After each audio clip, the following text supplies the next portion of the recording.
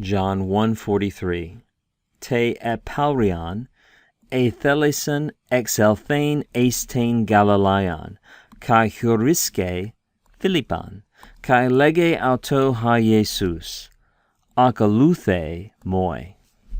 Translation, and here Jesus is clearly the implied subject of these beginning verbs. So on the morrow, on the next day, Jesus wanted, right? That's from the verb thelo, and he wanted, that's a verb that's just asking, just wanting, just wishing to be completed with a complementary infinitive. It's just hanging in the air, and it needs that infinitive to complete it, right? And most infinitives in the New Testament end in ein or I. There's one right there, right? From the verb ex erchomai, to go out, building on the second aorist stem. So on the morrow, on the next day, Jesus, the implied subject, wanted to go out, to depart into Galilee. And he found, notice that is a present tense verb, though we're translating it in the past within the context, right? Historical and narrative present. He found Philip.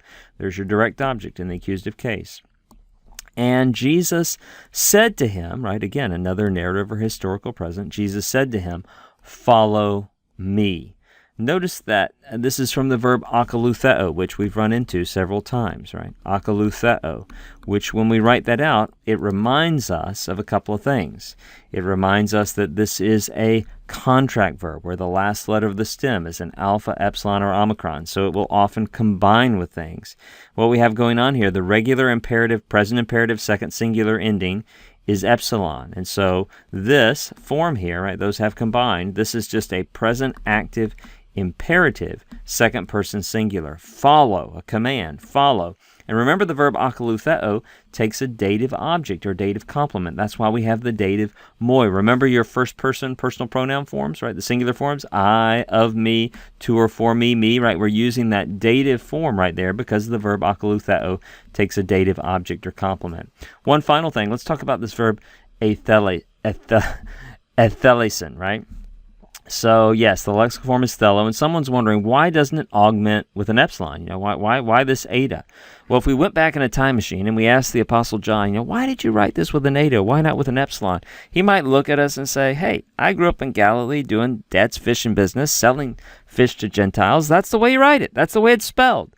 But there is a question behind that question, right? Which is more like historical morphology. Why is the word behaving that way? And sort of like misbehaved kids. When you see a kid acting crazy, you say, this kid probably has a complex family history, right? There's some family dysfunction that's showing up. And that's like words, too. And so if you look this up in Mounce's Morphology of Biblical Greek, a great reference work, he will point out that originally, and he cites BDF and some other reference works, he says the original root of this was ethel. And so the word sort of remembers, we could say, sort of like remembers that it began with an epsilon. And so in the imperfect and the aorist, we find it augmenting in this way, as if that original epsilon were lengthened.